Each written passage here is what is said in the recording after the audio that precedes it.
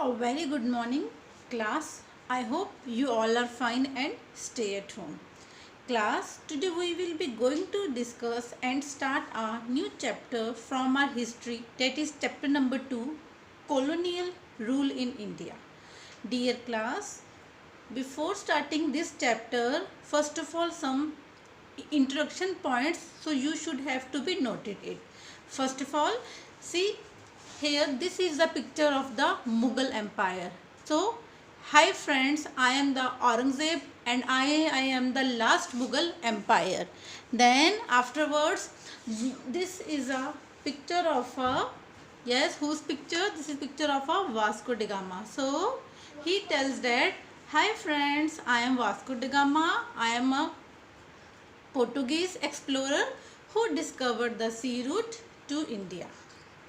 So, it was the Vasco da Gama, a Portuguese explorer, who had discovered the sea route to India in 1948. Basically, the first European traders to discover a sea route to India were the Portuguese, and the Portuguese explorer Vasco da Gama was the first European that reached the India by sea route in 1498.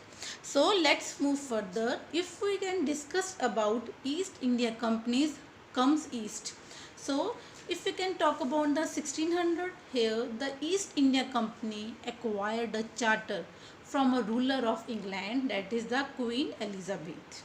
Afterwards, this means that no other trading group in England to compete with the East Indian Company.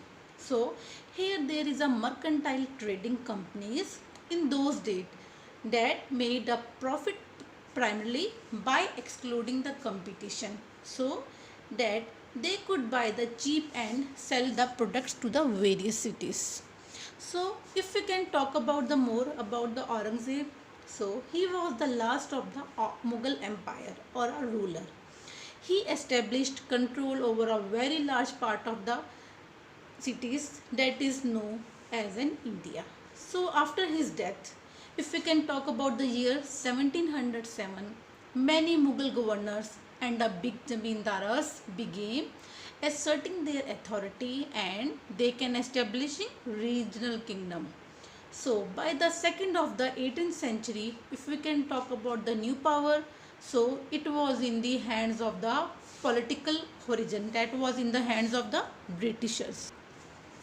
Class, if we can talk about the history of the Bengal, here the first English factory was set up near the banks of the river Hooghly in the year 1651, and it was the base from which the various company traders known at the time of factors. So at that time the kingdom of Bengal, including the provinces of Bengal, Bihar, Odisha, was very famous.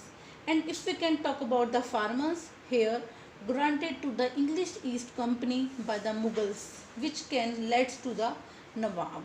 So if we can talk about the year 1696, it began to building of forts around the various settlements.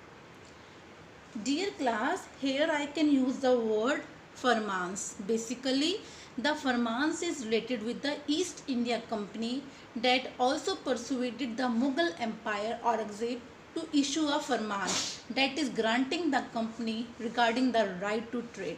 If we can talk about the more of the Farman, it was granted the company to right to trade duty free, but the officials were asked to pay duty to the private trade. If we can talk about the trade, here trade means buying and selling of a goods. So in short, Farman is related with the trading of a goods.